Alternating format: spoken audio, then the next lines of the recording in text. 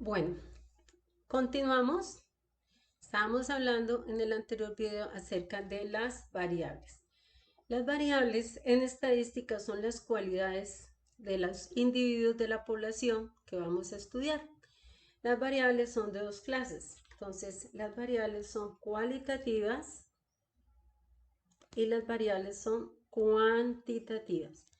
Cualitativas son aquellas que no se pueden expresar en número, gustos, preferencias, te preguntan cuál es tu programa preferido, tu comida preferida, cuáles son tus gustos, tu deporte, ejemplo.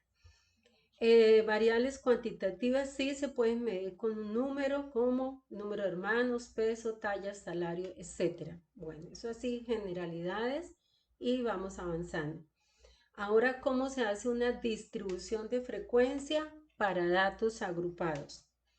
Entonces, ¿qué es esto? Es una ordenación de los datos en intervalos o clases, donde aparecen las frecuencias correspondientes y se utiliza cuando el número de datos es alto. Entonces, ¿qué es distribución de frecuencia? Es una ordenación de los datos y aquí viene y aparece cómo vamos a aprender a organizar intervalos o clases con una fórmula muy sencilla.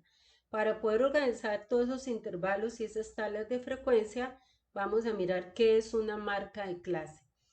Es el punto medio del intervalo, es el punto medio del intervalo de la clase. ¿Y cómo se halla? Se suman los límites de cada intervalo y se divide entre dos. Ahora en el ejemplo lo vamos a comprender. ¿Cómo se hace la tabla de frecuencias? Hay que definir y determinar el número de intervalos. Hay una fórmula o también nos pueden decir en el ejercicio, no, saque 5 intervalos, saque 7 intervalos o hasta 20 intervalos. Segundo, hay que definir la amplitud del intervalo.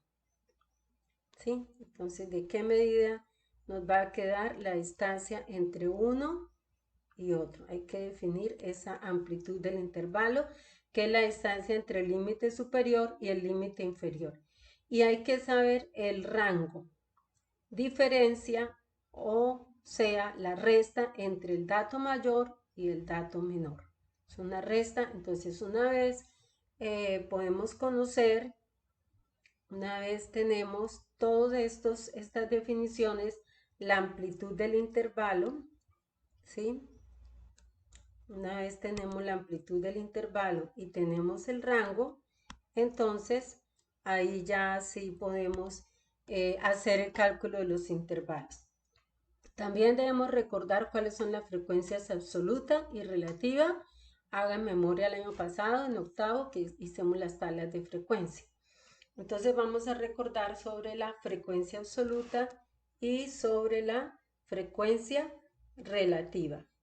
Bueno, entonces vamos a dejar este videito hasta ahí